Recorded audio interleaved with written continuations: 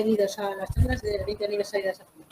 Hoy nos la da Javier Blasco Zumeta, que yo le conocí en una charla que dio en el 2010 en estas mismas jornadas. Sí, señora. Exacto. Los veteranos. Javier es maestro, jubilado, como yo, y educador ambiental. Me lo he anotado para saber. Ha participado en muchos proyectos y en publicaciones, todas relacionadas con el medio ambiente y defensa de la naturaleza. Es también escritor de relatos, he visto, y voy a leer así rápidamente los reconocimientos que tiene, así un poco. Una mención honorífica en el concurso de temas de medio ambiente del Ayuntamiento de Madrid. Accesi del premio Félix de Azara, luego un primer premio del Ministerio de Agricultura del Día Forestal Mundial. La concesión de la insignia de oro de Pina, de Ebro, de donde es él y de donde vive. Premio Jaulín en defensa de la naturaleza. Ingreso en la Orden Civil de Alfonso X el Sabio. Homenaje de la Fundación para la Conservación de Tierra Altahuesos. Sí. Premio Medio Ambiente Aragón 2004. Y primer premio del concurso literario Enrique Jardiel Poncela por Casimilla, Sí. un relato. Sí, un relato. Y algún otro más. Hoy nos trae aquí, para que lo disfrutemos todos, como se realizó el Atlas de Identificación de Aves de Gama. Pues sobre todo, nada, encantados de tenerte, Javier, y muchísimas gracias por trabajar tanto con la naturaleza, que nosotros que somos fotógrafos de naturaleza, imagínate lo agradecidos que te tenemos. Sí, os tengo. Muchas gracias. Muchas gracias. Os tengo envidia porque yo no sé manejar la cámara. Ya pues, bienvenido. Sí.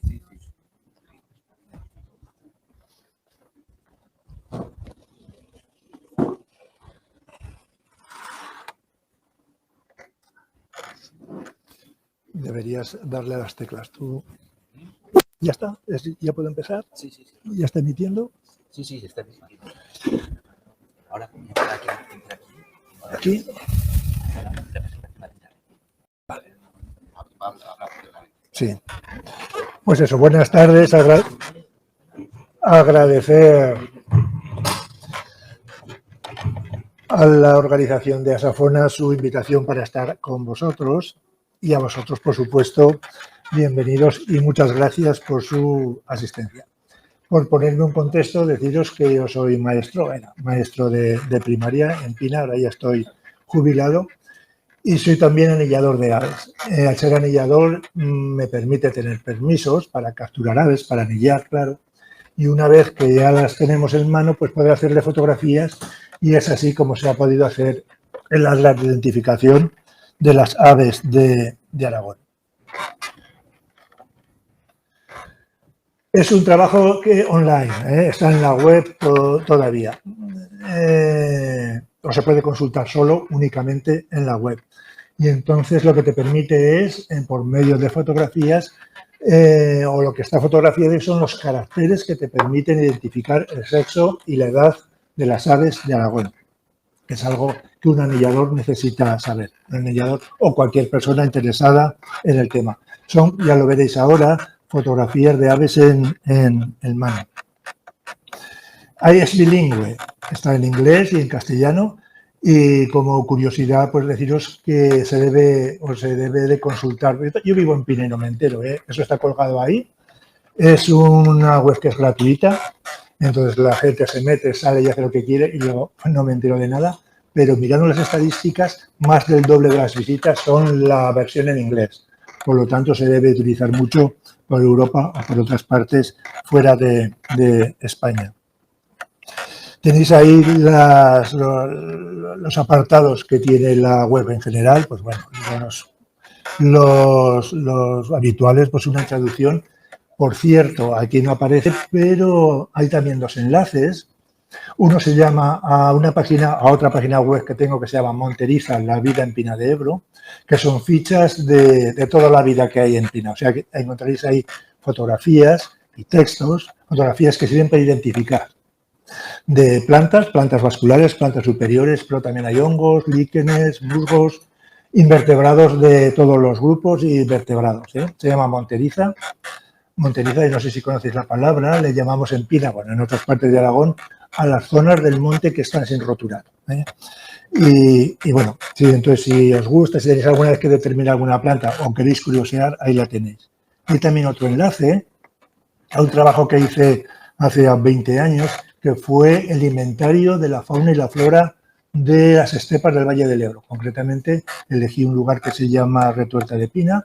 Durante 10 años estuve muestreando, mandando muestras a cualquier lugar del mundo donde estuviese su especialista, y ese trabajo está ahí. Hay unas 8.000 especies determinadas, pero ahí solo hay nombres en latín. Se puede navegar, si por ejemplo buscáis la oncina, Artemisia herbalba, entonces ahí debajo están todos los invertebrados que capturé sobre esa planta, pinchas en un invertebrado, te vas, bueno, se puede ir navegando por ahí, pero vamos, un poco árido porque solo hay nombres.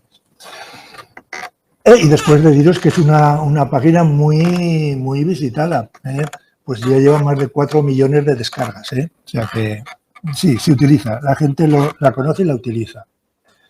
Y de ahí lo que más nos interesa es las fichas de especies, es que donde están las aves.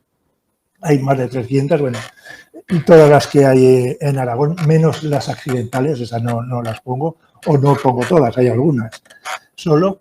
Están agrupadas por familias y veis que en algunas hay una C, significa que esa especie está completa, está fotografiado todos los caracteres de edad y sexo que se puede saber o que sabemos sobre ellas. Otras, por ejemplo, como el alcotán, no hay fotografías pero no está la C, significa que en esa especie falta alguna edad o algo del sexo. Y hay otras que están vacías, por ejemplo, pues el urogallo. Bueno, no tengo acceso a tener urogallos en mano para poder hacer las fotos, y esas simplemente hay textos. He puesto como un ejemplo de qué es el atlas. He elegido una especie como el mito, donde no se puede saber el sexo y solo hay 2 edades, adulto y juvenil. Entonces, bueno, solo tiene 3 páginas y me cabe en la ficha. Simplemente ha sido el criterio para elegir esta especie. Otras, por ejemplo, el aguilucho lagunero tiene 14 o 15 páginas. Creo que hay muchos sexos y muchas edades. Hay muchos caracteres que fotografiar. Y entonces esto es lo que es una ficha. Hay una serie de información que vamos a ver ahora y al final, claro, comparas las partes del adulto y del juvenil una al lado de otra para que se pueda ir eligiendo, y si tienes un mito en la mano, pues puedes saber y determinar si es joven o si es viejo. Nada, este simplemente es el esquema de todas las fichas. Y desmenuzando un poco y rápidamente cada una, pues bueno, pues he puesto una fotografía de cada especie, simplemente pues por si alguien no está muy familiarizado con ellas, el poder reconocerlas, el nombre pues en castellano y en latín, y un pequeño párrafo de identificación, de descripción de la especie, y una foto que te ayuda a identificar. En el caso del crialo, como no hay ninguna confusión con ningún otro ave, pues bueno, está simplemente ahí un detalle de la cabeza, sin más, que es algo característico. Siguiente apartado que encontramos son las especies similares. Aquí he elegido la acobujada común, que bueno, fotógrafos, si veis, sabéis que es en el campo, pues por fotografías a veces fastidiada de separar de la montesina, para que veáis que en este tipo de especies se añade mucho más material gráfico. A la izquierda es lo mismo que hemos dicho del crialo, es decir, está la descripción y fotografiado los caracteres, que son de aves en mano, claro. Por eso se puede fotografiar pues una ala abierta. Eso vosotros en el campo pues no lo vais a poder hacer, o lo vais a hacer con mucha dificultad. Pues bueno, todos los caracteres que te permiten identificar la acobujada común. Y a la derecha, en especies similares, ¿con qué se puede confundir? Abajo tenéis la alondra, fácil de identificar porque la alondra tiene las plumas de la cola externas de color blanco y las cobujadas lo tienen de color ocre, y todas las mismas partes de la común, pues con la montesina, para que se pueda ver cuál es la diferencia. Esto está así con todas las especies que son conflictivas. En el caso de los mosquiteros, pues es un infierno de fotografías y de información. Son especies muy próximas. Lógicamente hay un apartado para sexo para cada especie. He elegido la golondrina porque también es muy fácil. Nada se describe los caracteres del macho, de la hembra, y en el caso de la golondrina pues simplemente es la longitud de las plumas externas de la cola, largas en el macho, cortas en la hembra. Ahora en otoño esa información no sirve porque hay mucha variabilidad cuando tenemos nuestras golondrinas en primavera criando las nuestras aquí, sí. Pero hay mucha variabilidad en la longitud de la cola dependiendo del sitio geográfico donde procede la golondrina. Es decir, las hembras suecas tienen las plumas de la cola muy largas y pueden confundirse con algún macho nuestro de plumas cortas. Bueno, un poco de lío. Pero bueno, plumas largas macho, plumas cortas hembra. Esos son los caracteres que permiten diferenciar a esta especie. Lógicamente también está el apartado de la edad. Bueno, he elegido el jilguero. En el jilguero, en estos paseriformes son o dos o tres los tipos de edades que se pueden saber. En el jilguero son 3, que sería un adulto. Entonces lo reconoceremos por la cabeza coloreada. Un juvenil, muy fácil de reconocer por no tener colores en la cabeza, pero en septiembre, cuando llega el otoño, los juveniles mudan el plumaje, mudan todo el plumaje corporal y tienen ya el color rojo, vamos, el diseño de adulto. Pero todavía podemos saber un año más la edad mirando la diferencia o mirando el ala por la diferencia de muda. Mirad, arriba tenéis un adulto. Yo no sé si se ve ahí nítido. Los adultos mudan en otoño todo el plumaje, todas las plumas. Por lo tanto, las plumas del ala, las grandes coberteras, el negro de las grandes coberteras y el negro de las coberteras primarias, si os fijáis, es un negro uniforme. Son todas las plumas del mismo tono, porque han nacido todas a la vez. Sin embargo, los juveniles, cuando llega el otoño, mudan parte del plumaje solo. Mudan el cuerpo y del ala le cambian las pequeñas coberteras, que están aquí, cambian las medianas coberteras y cambian las grandes coberteras internas y separa. ¿Podéis conseguir ver que donde marca la flecha cambia el tono de las plumas? ¿Se ve bien? No. Vale, pues quiere decir que ha cambiado las grandes coberteras hasta ahí y esas plumas que son más pálidas, que son más ocres, que no son tan negras, son plumas juveniles. Si sabes eso, si echas el ojo ahí, es posible determinar durante un año, la edad de los jilgueros. Cuando ese jilguero al año siguiente, en otoño, cambia las plumas, ya no se podrá saber nada más, solo que es un adulto. Y finalmente hay 3 apartados más. He elegido el mosquitero musical, que son una descripción de la muda de las aves. Esto es muy importante para los anilladores. Casi con un anillador lo primero que tiene que mirar es la estrategia de muda. Tiene que saber cómo muda para saber dónde echar el ojo para datar la edad. En los paseriformes he añadido un esquema del ala para que se vea qué es lo que cambian y qué no. Concretamente, el mosquitero musical hace lo que le da la gana, no hay normas. Es decir, en amarillo significa algunos ejemplares. Es decir, hay ejemplares que van a mudar mucho y van a cambiar todas esas plumas que ven en amarillo. Otros no van a mudar terciarias, otros no van a mudar plumas de grandes coberteras y otros no van a mudar nada. Por eso no hay ninguna pluma roja en esta especie. En las especies que hay pluma roja significa que todos los ejemplares, esas plumas manchadas de rojo o pintadas de rojo, las mudan. En la fenología, pues también para nosotros en Aragón, claro que para lo que está pensado o pensé en un principio, yo tampoco imaginaba que esto iba a tener tanta difusión, sí que es un dato importante saber su fenología, es decir, saber cuándo lo tenemos en Aragón. El mosquitero musical, por ejemplo, es un ave en paso, no nidifica aquí. Lo vamos a tener solo en marzo, abril, en agosto, septiembre, el grueso de los ejemplares. Por ejemplo, coger un mosquitero, por lo tanto, en diciembre, no va a ser un musical, porque no los tenemos, va a ser un mosquitero común. Es un dato que a nosotros puede servirnos útil y, por ejemplo, este esquema a un sueco no le sirve absolutamente de nada, porque ellos sí que le identifican allí y lo tienen muchos meses, no solo los 4 meses que lo tenemos nosotros en paso. Y finalmente, pues un guiño a que está hecho en Aragón y es una breve descripción de dónde lo podemos encontrar en nuestra comunidad, que tampoco tienen más interés. Al principio puse un mapa también, pero me empezó a dar aquellos problemas, pero enseguida. alguien que me escribía y me dice, oye, que en el mapa de la cigüeña, o la cigüeña la tenemos en Calatayud y no has puesto eso en el mapa.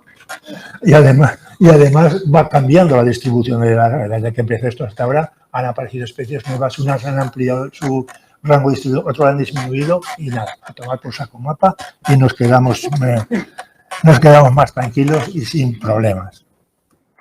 Bueno, y se trata pues de contaros cómo surgió y cómo se ha hecho la identificación de las aves de Aragón.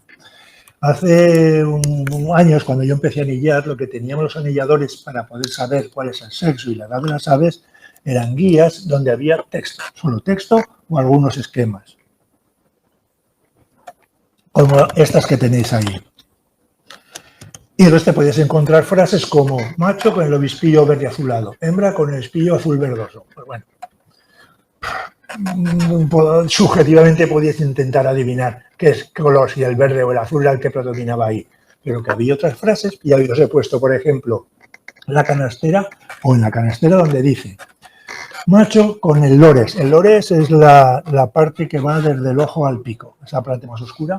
Macho con el lores más oscuro que la hembra.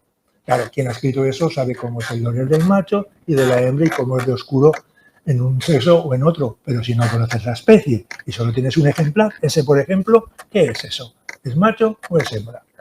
No sirve de nada. Esa frase no sirve de nada si no conoces la especie. Concretamente es una hembra. El macho lo tiene un poco más oscuro, efectivamente. Bueno, pero te esto como ejemplo de que a veces solo la descripción de un plumaje, pues te puedes encontrar lagunas y no siempre es útil. Hasta que apareció una nueva generación de guías donde sí que hicieron bueno el de que una imagen vale más que 1000 palabras. Es decir, se incluían fotografías donde podías ver los caracteres que estaban describiendo o lo que se estaba describiendo ahí. Cuando esto apareció, oye, estuve varios años fantaseando con que si yo tuviese una cámara digital, pues podría hacer algo parecido a esto, pero varios años, porque valía un pastizal una cámara entonces. Y sufriendo, porque a lo mejor cogía un verderón y entonces digo, jo, pero qué bien se le ve a este macho en la cola que es un macho. Si lo pudiese fotografiar, hasta que la oportunidad se me presentó cuando la DGA encargó a una empresa un vídeo sobre Cernica Loprimilla. Me contrataron a mí para que hiciese el guión y me pagaban en especie. Entonces, como me pagaban en especie, fue la oportunidad para ir a una tienda de fotografía y decirle a aquella chica, una chica que había, dame una cámara de fotos que no pase de 600 euros. Y me dice, ¿cuál? No sé, la que quieras. La que quieras. Y entonces me vendió esta, una Nikon Colpix 5000, con tan grandísima fortuna, el azar a veces, el buen azar existe, de que tenía una función que me permitió hacer el atlas. Y es la siguiente. Cuando le dabas al temporizador, contaba los segundos y enfocaba al terminar de contar. Eso, como claro, yo trabajaba solo por el campo. Bueno, si es un bicho grande, Victoria me ayudaba para hacer las fotos porque yo necesitaba los dos brazos y no lo podía poner delante de la cámara. Pero cuando iba solo para pájaros pequeños, hasta el tamaño de un búho chico, por ejemplo, esa función me fue absolutamente necesaria. Porque no tengo que preocuparme de a qué distancia pongo cuando necesito las dos manos, claro, para sujetar. A qué distancia de la cámara tengo que abrirle las alas para poder hacer la foto. Puedo hacer 6, 7 fotos y me da igual no la distancia, porque me va a enfocar siempre cuando termine de contar. Durante segundos tenía tiempo, darle, poner y esperar. La cámara esta cámara, la primera, me la cargué porque tenía un trípode muy malo. Metía con un atornillador, metía el tornillo y con tanta fuerza que al final explotó por dentro y me la cargué. Cuando quise comprarme la siguiente, el siguiente modelo de Colpix ya no tenía esta función. Yo no sé si estaréis alguno, no lo sé. La excursión que hicimos y la charla de hace 10 años, estuve haciendo una excursión por el Monte de Pina y a todos los fotógrafos que vinieron allá, la misma pregunta. ¿Conocéis un modelo de cámara que enfoque cuando termine de contar el temporizador y nadie me decía nada, así que durante todos estos años he gastado 6 o 7 cámaras. He utilizado eBay para comprarme la 5000, esta porque está descatalogada, por supuesto, y los iba comprando ya en partes del mundo donde alguien se la vendía. Lógicamente unas cámaras de segunda mano absolutamente baqueteadas que me duraban 1 año, 2 años. La última que tengo que compré es alemana y me costó 100 euros. Bueno, como curiosidad, también este es el equipo que he utilizado. Una silla, por cierto, que esta es la primera que compré, que era de aluminio, ya veis que empieza a fallar. Y se rompió. Bueno, la mesa, un trípode, la cámara y el pájaro. Con esto es como he hecho el Atlas. Pero tenía ya la cámara. Ya tengo la cámara, me la llevo a casa muy contento y digo, voy a aprender, claro, yo solo, en el pueblo, solo. Voy a aprender pues viendo el manual de funcionamiento. Oye, mira, el capítulo 1, que es cómo se pone la correa, sí, eso lo supe hacer. Pero a partir de ahí, aquello estaba escrito en el idioma, en el dialecto que se debe hablar en la China, en el nordeste de China, por ahí. No entendía absolutamente nada. Menos mal que leí. Si se lo pone en modo automático, la cámara lo hace todo. Pues ya se ha arreglado. Entonces, sintiéndome un reportero del National Geographic, me fui al campo a hacer mi primer reportaje y estas son las 2 primeras fotos que hice. Pero escucha, la 25ª era igual que estas. Casi me he puesto una depresión por haber gastado semejante dineral entonces y por haber comprado una cámara que era una caca de vaca. De mi postración me sacó una foto que vi era una Koujada en mano, es que la estoy viendo, hecha con el Golpe 5000, que era perfecta. Y me di cuenta, pues, de que la culpa no la tenía la cámara, la culpa la tenía yo. Le quité el automático y por el método de ensayo y error, que es el peor de los métodos, me di cuenta que yo no sé cómo se llama, hay una rueda con letricas, pues la ponía en la S, para acordarme, no sé qué quiere decir nada de esas letras, porque aprendí, es como el conejo que tiene una senda, aprendí a hacer fotos y ya no me he movido de ahí. Para acordarme de que era la S le llamé salvación, como regla mnemotécnica. Y poniendo la cámara a 500, 1000, 2000, dependiendo de la luz, pues he podido hacer las fotos que podéis ver en el Atlas. Bien, pude aprovechar la cámara, aunque hay 3 situaciones que no he sabido solventar. El primero son las nubes. Si no hay sol, si no hay buena luz, no sé hacer buenas fotos.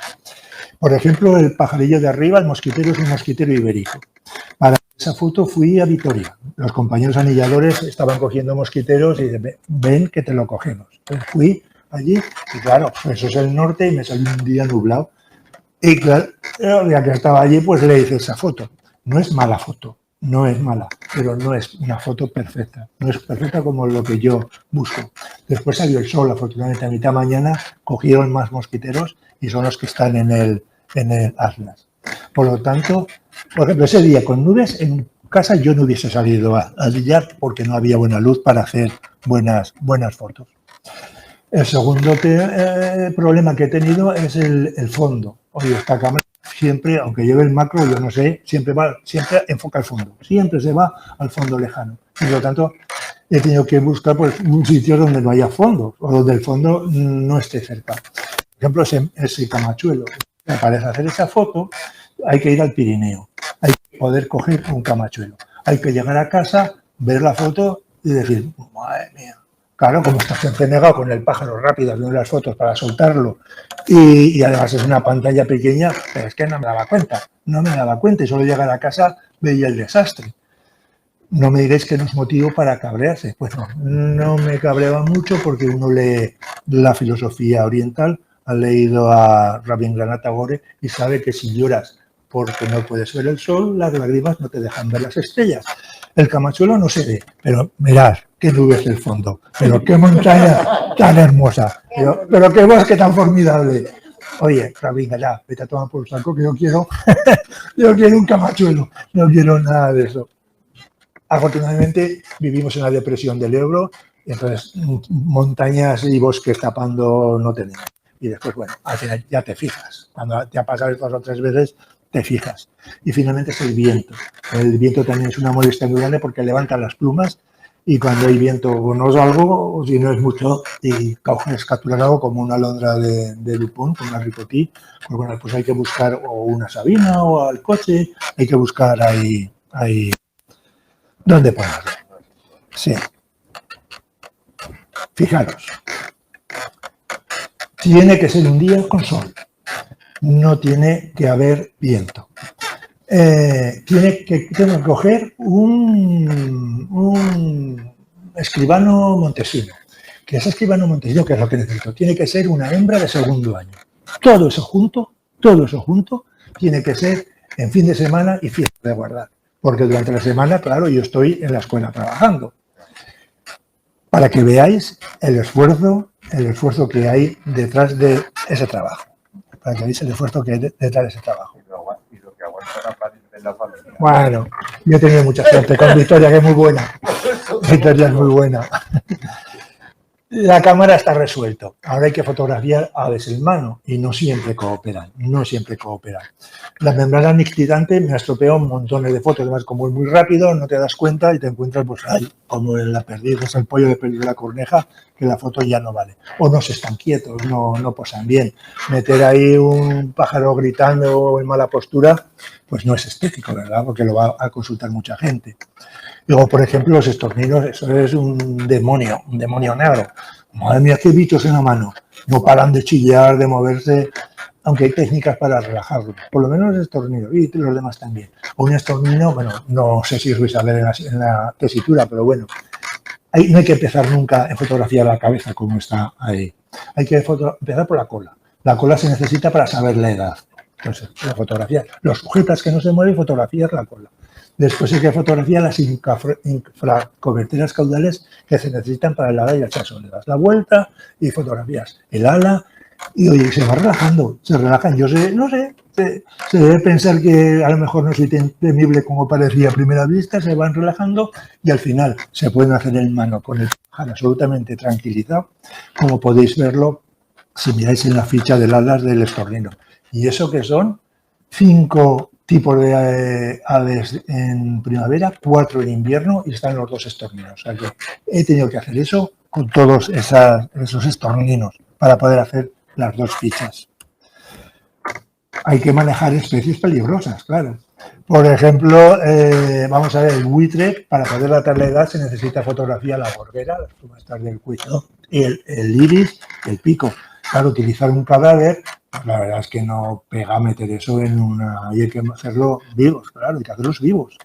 Manejarlos en la mano. Solo he cogido un buitre. Lo encontramos en el campo, bueno, volaba, lo cogí y le hice un reportaje al de encontrar otro buitre antes de llevarlo a los APRs para que se lo llevaran a la Franca. Hay que hacerle un reportaje porque han de encontrar otro buitre. Una vez y no más. Me puse en riesgo y en peligro, pero sí, no sé si con mucha necesidad, sí, es una inconsciencia, porque tienen un pico peligroso. La cabeza tengo que tenerla suelta. Me libré, bueno, aparte de que sí, tuve suerte y a lo mejor el ángel de la guarda a lo mejor existe, no solo con los niños y también lo tenemos ahí hasta que llegan los adultos, porque también tengo los brazos muy largos y lo podía ir apartando. Después conseguí hacer las fotos de los buitres, pero con ayuda de GACO. GACO es un grupo de anillamiento en Cataluña que, bueno, tienen una especie de jaulón, meten ahí muy grande, meten ahí 7 o 8 ovejas, tienen cámaras que que filman el jaulón desde casas, cuando los bichos están dentro, desde el cuarto de estar cierran la jaula, claro, los cogieron por la tarde y me llamaron y fui. Y ahí sí, porque ellos me sujetaban, con mucha gente pude hacer las fotos y terminar la especie. Es una especie que está, con decir que es complicada, pero con ayuda. Y después, claro, hay que manejar rapaces. Nunca he tenido problemas con que haya un águila real, que tiene unas uñas que son impresionantes. Con cualquier error en el manejo pues puede ser fatal. Nunca lo he tenido, afortunadamente. A lo mejor la vez que más cerca he estado en peligro fue con una garza real. Estaba haciéndole fotos así en la mano, es que le Atención, se la vi, ¿eh? Entonces lo aparté corriendo y me pegó un arponazo que se me quedó a 2 dedos de la cara. ¿Y quién iba a pensar? Quería pensar. Y a partir de entonces con las gafas me he puesto siempre una pantalla y ya le quitas el problema. Pero me metí un susto de para qué. Hay especies que no son peligrosas, pero sí que son molestas. Aquí he puesto un elenco. Cuando la cotorra de esta de Kramer la cogimos ahí en el parque del tío Jorge antes de que las picaran. Pasaban, a veces había muchos nidos ahí, o había un grupo de nidos y pasaban entre 2 árboles. Entonces el grupo ahí le pusimos una red y la primera que pasó cayó. Oye, qué gritos daba aquel bicho, pero qué gritos daba. Y acudieron las cotorras y aunque se de 5 kilómetros alrededor, un follón, una algarabía todos alrededor, todas chillando, y es que las veías posadas en la rama, mirando y quedándose.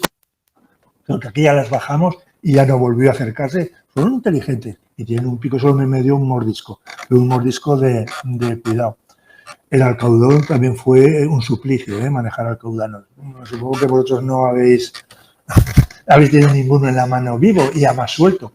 Nunca utilizo guantes. El gato con guantes no caza ratones para no perder la sensibilidad. O sea que todo me lo llevo con la mano. Bueno, las heridas que me dejó un ejemplar en los dedos, porque el pico de arriba es absolutamente una aguja y lo utilizan muy bien. Recuerdo con alegría y con satisfacción cuando solté, acabé ya la especie, solté el último, ya no tenía que volver a coger ningún monstruo de estos. La picarada no está especialmente bien armada, pero es que es un bicho que es un martillo pilón. A ver, no para de morder, muerde siempre en el mismo dedo y muerde siempre en el mismo sitio del mismo dedo. Y entonces, oye, hay que ser un monje zen para no perder los nervios, coger a ese bicharra con el cuello y darle un apretón.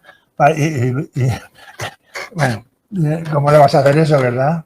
Pero bueno, es un bicho impresionante. Y lo último, he puesto como especie molesta una curiosidad. Cuando trabajas con cadaverina, pues llena todo aquello de moscas y bueno, tampoco está de poner una foto y nada, pues llena de mosquerío. Matamoscas. Esto parece tontería, pero no lo es. En los años 80, Licona publicó un manual en el anillador y una de las consejos que daba era que se tuviese cuidado con la limpieza de las manos. Cuando yo leí entonces aquello, pues digo, qué tontería, por Dios, no es tontería. Ahora que en Facebook y en los medios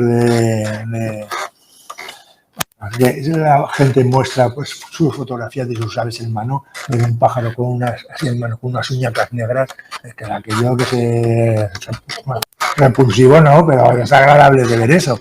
Entonces sí, hay que tener, yo por lo menos he tenido mucho cuidado con la manicura y el corta uñas es una herramienta que está ahí en mi material de anillamiento. El listado de fotos surgió porque, bueno, trabajaba y al principio con todas las aves de la... Era incapaz de mantener la memoria que hacía y que no. Y se me ocurrió dar casos de coger una especie, fotografía y olvidarme de fotografiar alguna parte que era importante y, claro, soltarla. O soltar algún pájaro o alguna edad o algún sexo que me faltaba y que no la había dado, la había soltado. Eso implica tener que volver a capturar esa especie. Entonces lo que hice fue prepararme un listado.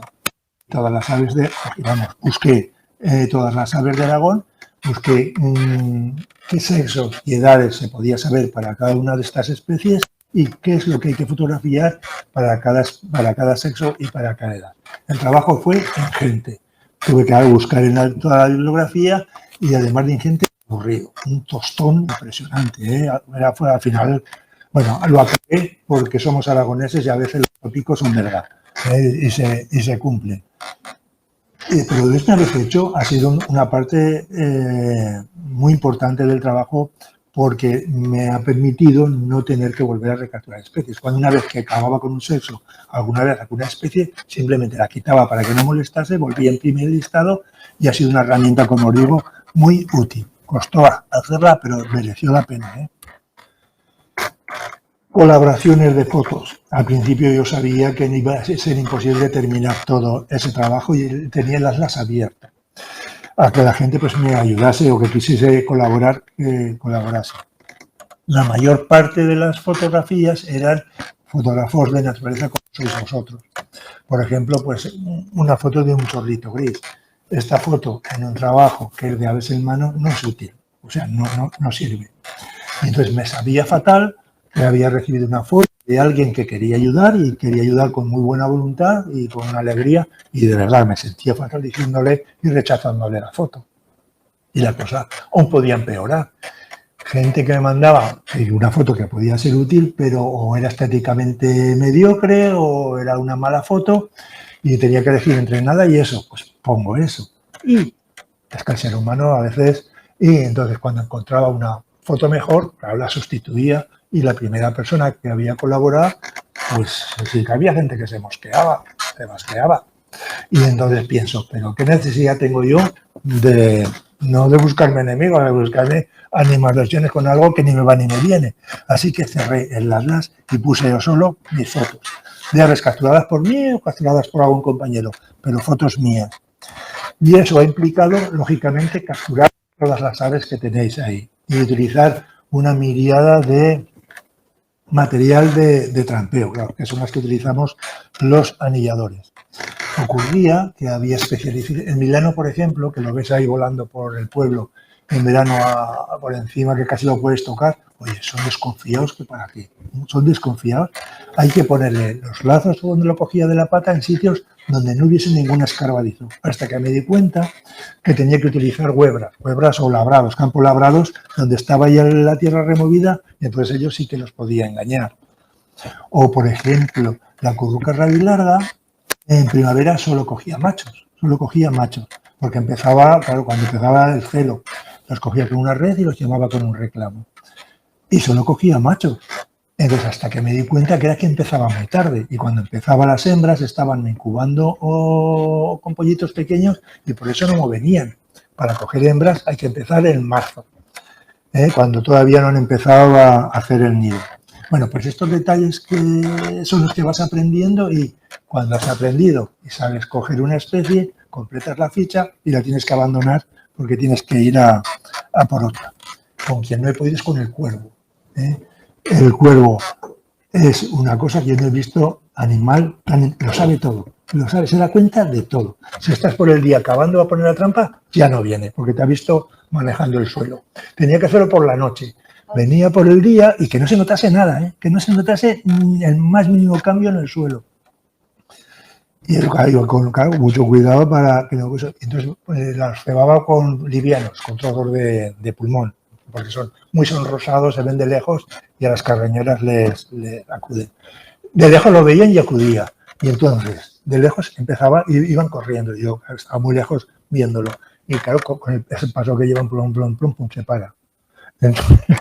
Entonces, los últimos pasos se pone de medio lado y va así, de medio lado, acercándose, se para, mira, enfoca con sus rayos X, pega un brinco hacia atrás y ya está. Ya puedes ir, tienen rayos X en los ojos, y ya puedes ir. Al principio aguantaba, digo, a ver si vuelve, no. Cuando pegan brinco, ya puedes ir, recoger y haber mal empleado la mañana y los kilómetros ya lo has hecho.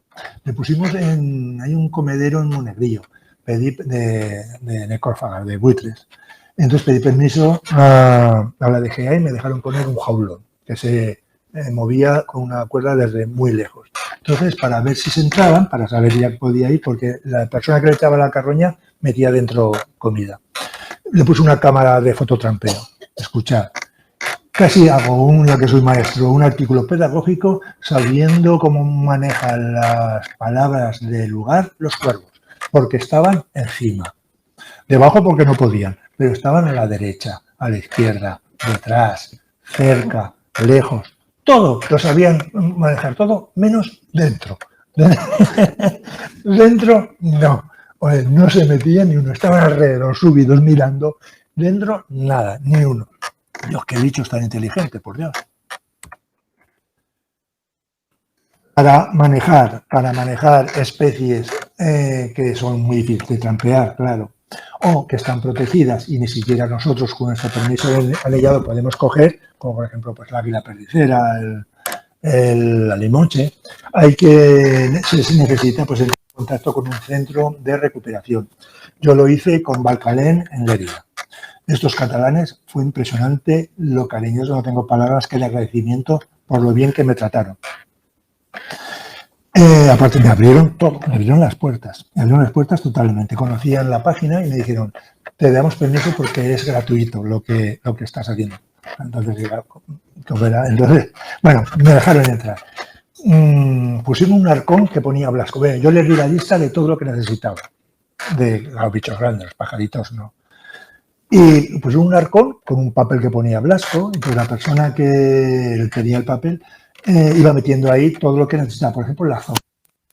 Si un azor es adulto o de segundo o tercer año. No sabía. Entonces, todos los azores iban al arcón. Cuando se llenaban, me llamaban, ya lo tienes lleno. Entonces, el sábado yo podía, el viernes, sacaban todo para que fuese descongelando, les hacía las fotos y ya pues seguían el protocolo que tienen para los cadáveres, que era la incineración, supongo. Impresionante. Estuve varios años así. Y también tenían una especie, no sé, bueno, un aula de educación donde tenían ejemplares irrecuperables y también me dejaron acceso a estas aves. Y es así como pude acabar, por ejemplo, con el águila perticera, que podéis ver ahí. Son todas de Valcalén. O, por ejemplo, la limoche. Este ejemplar jovencito entró con el ala rota, era irrecuperable, y entonces, como fui durante varios años viendo, pues pude ir haciendo los cambios de plumaje al mismo ejemplar, que es lo que tenéis ahí en la ficha. He preparado como 3 anécdotas que, bueno, en todos estos años pues me han pasado cosas más o menos curiosas. El búho real es un búho real joven. Se posó, bueno, cuando se dispersan los jovencitos se posan en cualquier sitio. Se posó en el huerto de Mariano. Entonces yo salgo de casa y me veo, me llama Javier. Me miro y venía Mariano con una bicicleta dándole una mano sujetando el manillar y con la otra llevando un búho real cogido de las 2 alas como si fuera una gallina. Así, escucha, es que el ojo se me fue a la pierna. Iba dándole al pedal a un palmo de las garras libres de un búho real. Y entonces lo fui corriendo, se lo quité, lo inmovilicé, le cogí las patas para quitarle el peligro y entonces en el proceso me provocó un mordisquillo y me dice, tamaño, ¿qué pica? Yo no, pica, pero pica muy poco, no te preocupes. El ser humano puede llegar a ser maligno y yo lo fui en aquella ocasión porque no le avisé el peligro que había corrido por si acaso encontraba cualquier otra cosa que no se me asustase. Aunque sí le avisé, si te vuelves a encontrar un bicho así, no lo cojas, ya no, avísame que iré yo y lo recogeré. Las lavanderas también tienen invierno, también tienen su historia, ¿eh? En invierno durante el día van ahí individuales, pero se juntan para dormir. Entonces había un dormidero de lavanderas en un charco ahí en Pina, en una poza, con carrizos alrededor y en el medio una flocada de eneas, de tifa. Y dormían ahí, entonces para cogerlas preparé una L en los carrizos, abrí las redes por la noche y para que se hiciese de día, pues imaginando o pensando que alguna de las lavanderas al hacerse de día, las eneas del medio, ahí no tenía acceso porque había mucha profundidad, fuese al carrizo a posarse y las podría coger, pero nada, hoy salen, cuando se despiertan esos bichos vuelan como los patos, vuelan verticales, se iban. Y entonces pensé, pues voy a ponerle un reclamo llamando a la lavandera a ver si me viene. Y lo mismo, pues por la noche puse las redes, le puse el reclamo, me aparté y al ir después de amanecer que me acerco, oye, la primera red llena, pero madre mía, ¿cómo funciona esto? Y la segunda red también con un gavilán. Entonces lo que había pasado era que precisamente aquel día, también es casualidad, les había entrado un gavilán al dormidero al amanecer y aquel día no habían subido hacia arriba, habían ido buscando el refugio de los carrizos.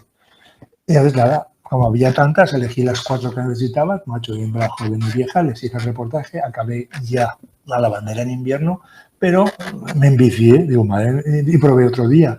Volví a hacer lo mismo con el reclamo, pero ya, nada, fue el gavilán, el reclamo no funcionaba para nada. Y de los patos también tiene su historia. Claro, yo vivo en Pina, en el Ebro coger patos es muy complicado, el Ebro es un río muy grande y no había manera de coger un macho de segundo año, un macho posjuvenil, no había manera. Bueno, no había manera de coger patos, había ido cogiendo poco a poco y faltaba ese. Entonces me dice alguien, en el Parque del Agua están los patos a montones y mansos, les echas de comer y vienen.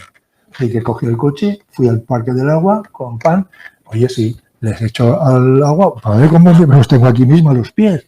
Como Hansel y Gretel, me fui apartando, echando miguitas y salieron a tierra y van comiendo por tierra. El único problema era que había mucha gente. Entonces digo, aquí me ve el personal cogiendo un pato y me arman una tangana. Así que fui por la noche. Y por la noche cogí los patos a la luz de las farolas. Fui antes de que se hiciera de día y gente no había, pero patos tampoco. Esos bichos por la noche se van a fanganear por ahí. Vinieron todos al amanecer. Y bueno, pues empiezo. Para cogerlo me había llevado un marido que se llama salabre. Salobre, es lo que llevan los pescadores para sacar los peces. Una sacadera. Entonces la idea era echarle la sacadera encima al pato, como estaban tan cerca, y les echó en el agua. Oye, que no. Tenía la salabra aquí en el hombro para hacer así.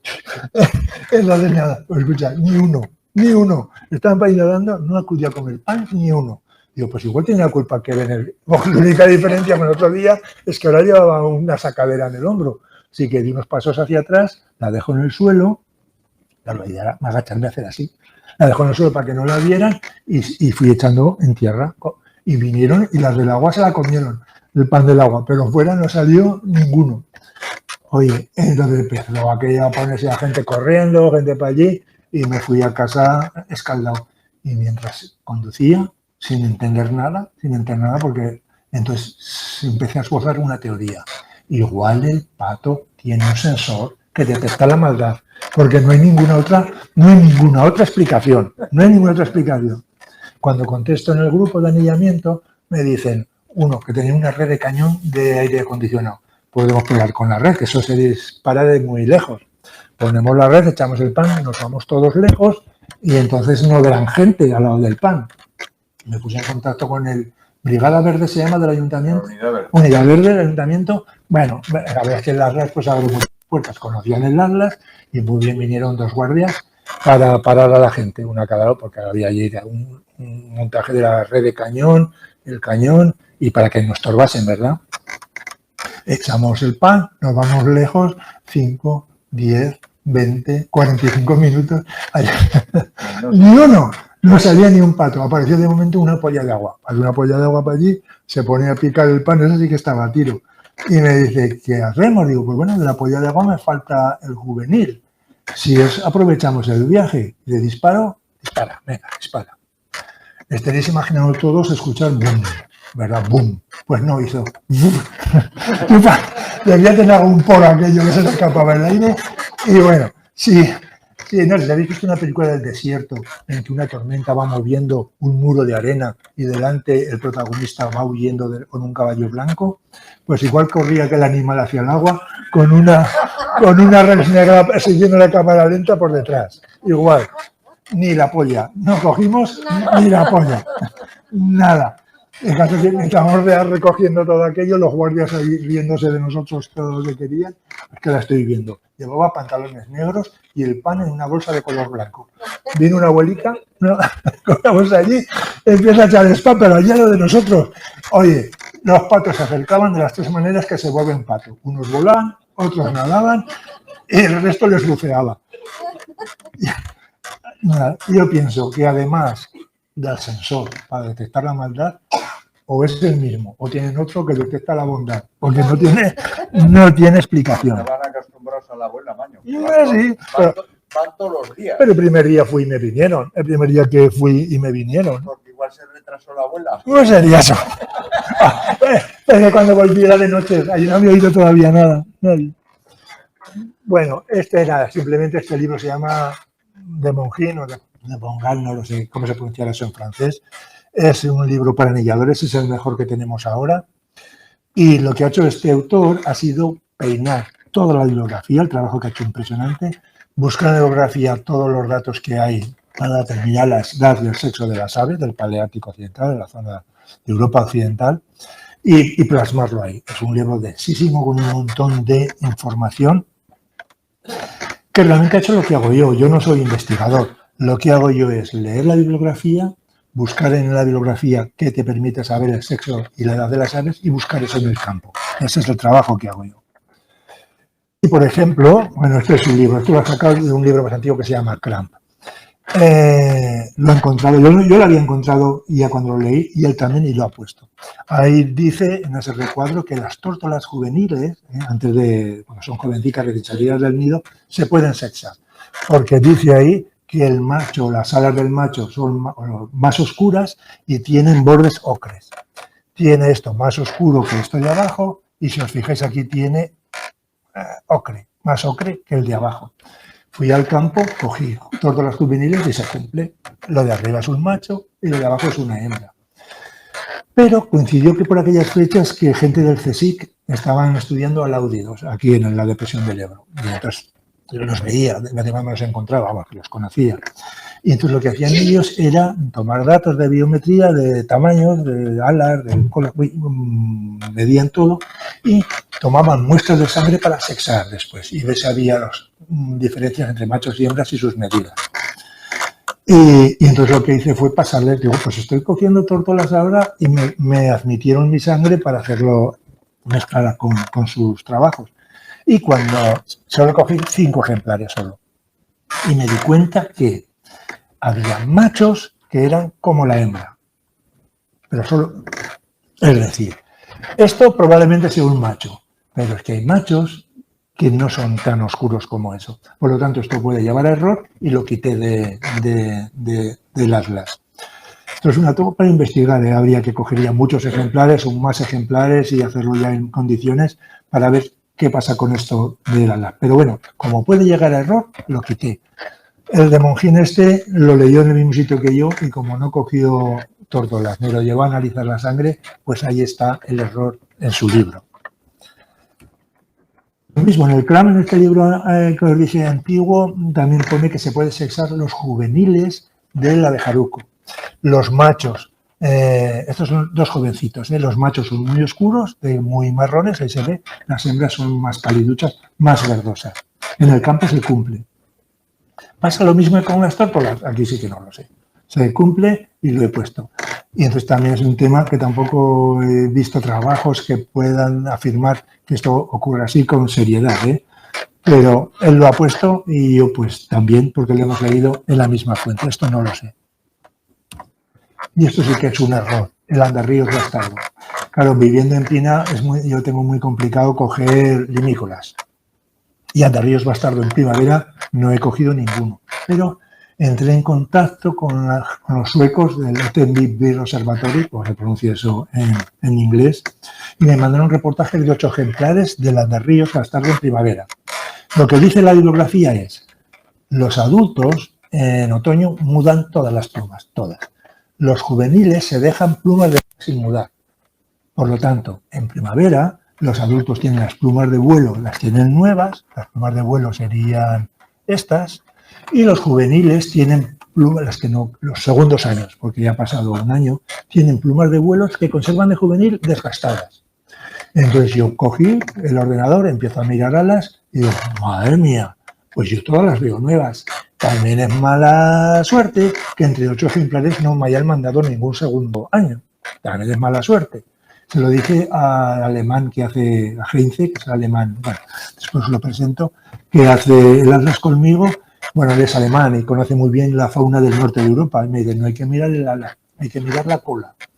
Claro, entonces si miras la cola, sí, el adulto tiene la cola nueva, fijaros estas plumas de aquí, y el adulto, el segundo año las tiene desgastadas. Luego sí que había segundos años en el grupo de fotografías que me mandaron.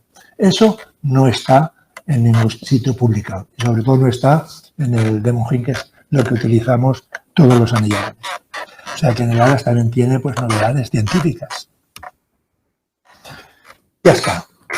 Ya están hechas las fotos, están montadas las páginas y yo de informática, bienvenido, se lo acabo de demostrar ahora de sobras, no tengo ni idea cómo hago ahora para colgar esto en la red y se pueda consultar y la gente interesada lo pueda aprovechar. Pues bueno, había dado cursos en Ibercaja, cursos sobre los monegros, sobre las estepas, conocí a la gerente que había entonces le puse si me podían ayudar y dice, sí se puede, mira. Ibercaja, la obra social, tiene, supongo que estará todavía, un programa que se llama Laboratorio Virtual, donde hay actividades para escolares, para primaria, para secundaria, y entonces se puede meter ahí en el laboratorio virtual y colgarlo como un recurso didáctico para los colegios que se quieran, que se metan ahí y lo quieran utilizar. Y entonces ya está, ya estaba hecho. Yo solo tenía que montar la página en Publisher que utilizó, generaba un PDF, se lo mandaba al informático de Ibercaja y él montaba la página, subía, bajaba, se hacía cambios, le volvía a mandar el nuevo PDF, lo sustituía y ya estaba, ya estaba. Ya pues empezó a ir, empezaron ya a ver descargas y ya estaba. Yo estaba contento y feliz, mucho. Ya tenía todo encaminado, había logrado solventar todos los problemas. Pero me envenenaron. Lo que es fácil es envenenar a una persona. A mí me envenenaron. Eres tonto. Eres tonto. Si cobraste un céntimo, podías sacarte una pasta, que hay cientos de miles de descargas de esa página. Pero ¿qué estás haciendo? Que las empresas pondrían ahí publicidad porque tienes cientos de miles de descargas y te pagarían y con ese dinero podrías... Bueno, pues ayudarte a pagar todos los gastos porque nadie me ayudaba, lo hemos hecho con el presupuesto familiar y hemos gastado mucho, sobre todo en viajes y en muchas cosas. ¿Eres tonto? Oye, que te digan eso, pues igual sí que soy tonto, igual sí. Pues venga, y como encima me dicen que en cuanto lo saque de ahí, lo colga libre, va a venir, las empresas se van a dar de leche para poner ahí su publicidad, pues entonces se lo quité a Ibercaja. Buenas gracias, fueron muy amables, yo también a ellos. Y me busqué un servidor privado para colgarlo ahí, donde pone un cartel. Puedes colgar aquí tu publicidad, puedes poner aquí tu dirección web de tu negocio, algo así pone, si os metéis lo veréis. Y claro, ¿cómo se busca un patrocinador? ¿Cómo se busca un patrocinador? No tengo ni idea. Entonces se me ocurrió meterme en la página del Delta Birding Festival, no sé si lo conocéis, es un evento que hay para ornitólogos en el Delta. Me metí en esa página, me fui a los patrocinadores que hay ahí, un montón de casas de cámaras, de fotos, y pensando, si estos patrocinan esto será porque les gustan los pájaros. Y entonces, ¿cómo me pongo en contacto con Nikon, por ejemplo? Pues me voy a la página de Nikon, busco un estado de comunicación con la empresa, que era un cuadradico así, y empiezo a escribir. Me llamo Javier Blasco Zumeta, tengo una página de web, bla, bla, bla, bla, bla, mando. Y en mi ignorancia supina, en mi inocencia sin nombre, mayúscula, inocencia mayúscula, esperaba 15 días, o sea que me encontrase 2 patrocinadores y yo no le tuviera que decir que no cuando mandaba un mensaje de esto. Después pensando, yo supongo que eso le llegaba a alguien que era un subcontratado de una subcontrata, leía aquello y seguro que ya no pasaba ese filtro. Ya no pasaba ese filtro. Ese no debe ser el sistema. En fin, que los dioses castigaron mi pecado de avaricia poniéndome un gasto más, que es el de pagar el servidor privado, al gasto familiar. Eso es lo que conseguí. Si os metéis en la página veréis que hay un cuadro que pone Ontea y que es una acuarelista. Es mi hija Eva, que la tenemos aquí presente. O puedo deciros que es una acuarelista formidable y hemos llegado a un acuerdo con ella. Si alguien encarga una acuarela a través de la página, me pasa un porcentaje para solventar gastos de la página. Y otro se lo queda a ella porque es la autora y se lleva el trabajo. Así que no sé si está mal aprovechar la oportunidad, pero si tenéis un evento, un cumpleaños, una boda, una comunión y queréis regalar una acuarela original, podéis meteros en su página, que está ahí el enlace, veréis qué es capaz de hacer y bueno, y a partir de ahí vosotros y vosotras mismos. Este es el coautor, hay un coautor de la página. Esto es un alemán, es Michael Heinze, o como se pronuncia eso en alemán, que no lo sé. Lo conocí por internet. Había hace muchos años un foro de anilladores europeos, que desapareció, desgraciadamente. Hice una pregunta ahí sobre el cormorán, sobre la tabla del cormorán. Él me contestó A partir de ahí le fui haciendo más consultas, siempre me contestaba con mucha amabilidad. A ver, es muy bueno, un ornitólogo muy bueno, vive en el norte de Europa, conoce las grandes rapaces y la fauna del norte mucho mejor que yo.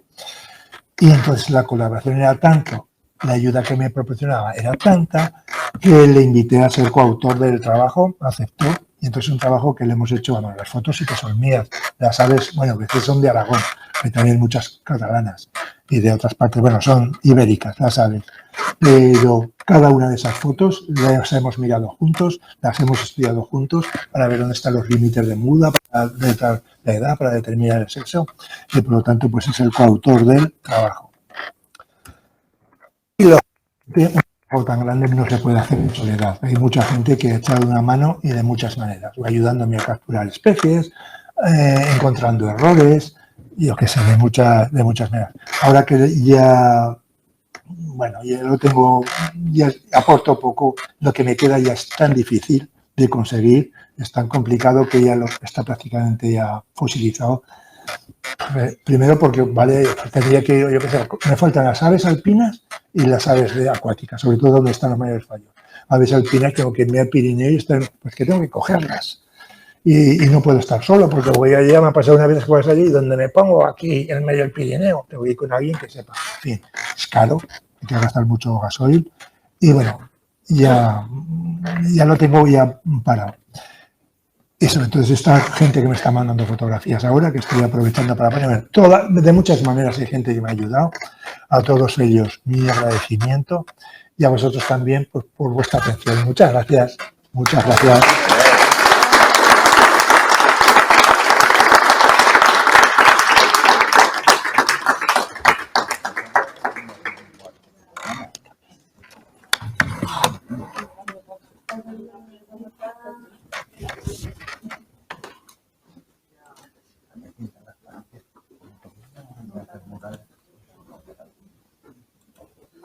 Dime.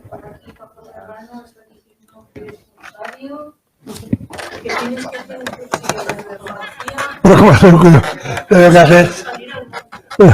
Salir al monte podemos salir y darnos un paseo, pero hacer un cursillo es recibir un cursillo de fotografía, porque voy como el conejo con una senda y no me salgo de la senda de las 4 cosas, no, 2 cosas que sé. Bueno. No puedo dar un cursillo de fotografía como de por Dios. No, bueno, pero de fotografía, de acompañarnos al monte, sí. Claro, para indicarnos y ayudarnos. Ahora el monte está muerto, ¿eh? Ahora el monte está muerto, está absolutamente nada de nada, todo arrasado. Para la duende. La de Mostera, Wilpernis. Bueno, sí, podemos ir a hacer fotos para, no sé cuándo sale eso. Mayo me parece que es. Mayo, junio. Bueno, junio, si finales de mayo. Sí. Junio. Sí, pues una vez me invitasteis a salir y fui, pues lo voy a hacer otra vez. ¿Alguna pregunta más? Bueno, por aquí están diciendo que muy entretenida la charla, además de interesante. Muchas gracias. Sí, a mí me ha divertido mucho. También es para, vamos, que incitas a coger afición. Sí. Yo no es por ser pelota, pero Javier no era de broma, ¿eh? Que doy clases a las nietas.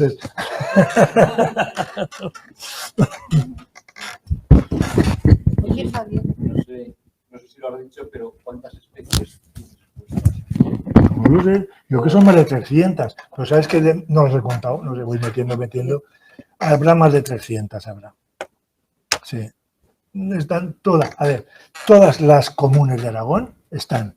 Me parece que hay algunas que no hay fotografías y hay también otras que están incompletas simplemente porque no he tenido acceso a la Belmano para hacer las fotos. Pero esas, los textos están sin fotos, pero los textos están. Si alguien quiere consultar, pues eso, cuál es su estrategia de muda o dónde hay que fijarse para tratar la edad y el sexo, pero sin fotos en el caso. Yo me quedo con de hacerte una pregunta, me la queda en la boca por no cortarte.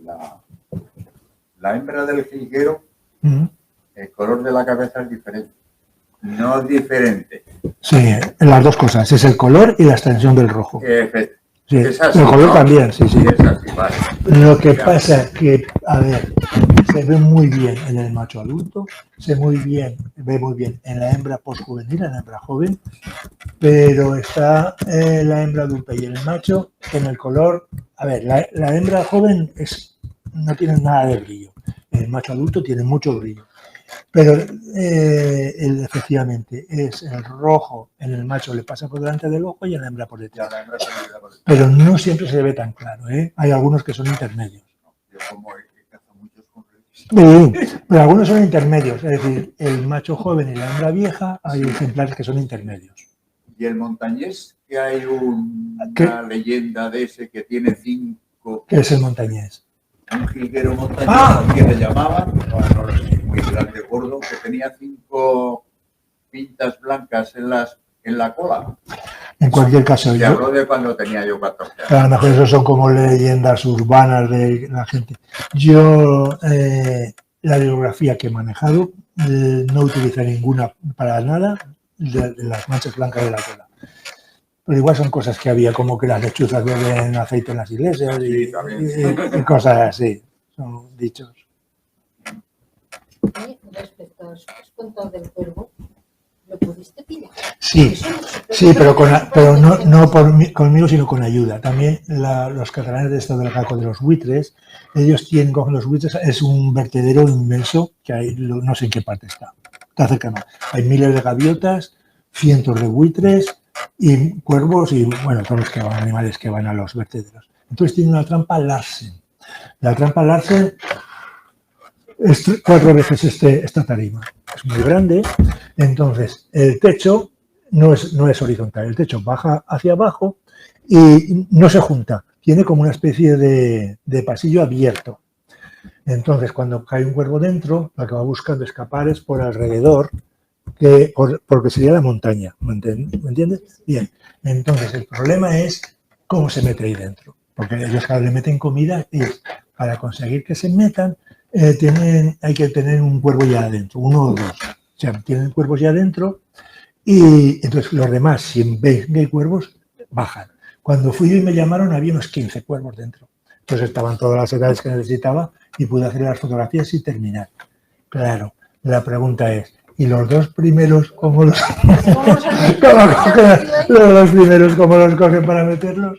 Yo no sé cómo lo harían, pero sí. Con cuervos dentro, los salvajes se meten.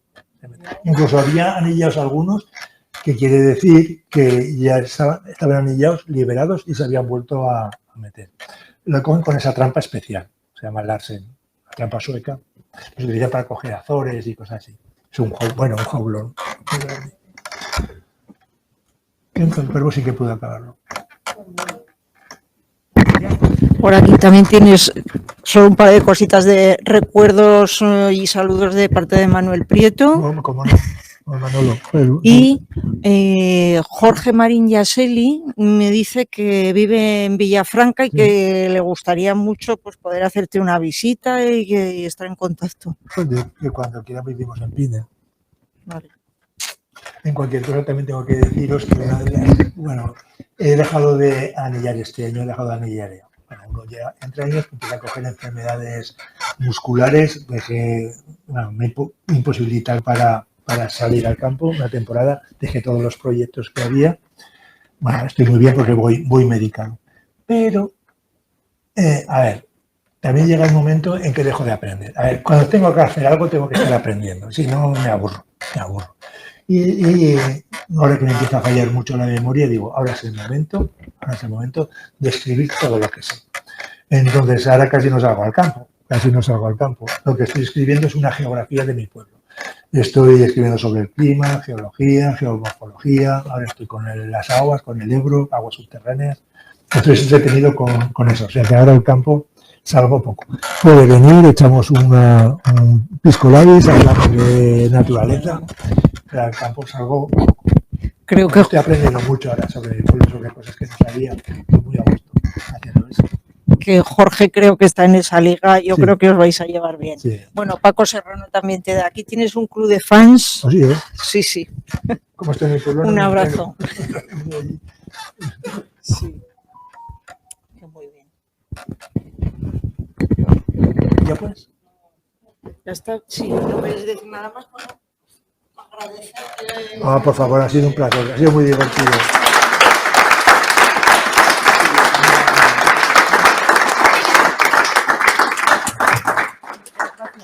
Tenemos un calendario, espero que sea el primero igual. Sí, sí. No, está bien. Muchas gracias. Venga, vosotros. Ahí va. Bueno, ya los asistentes.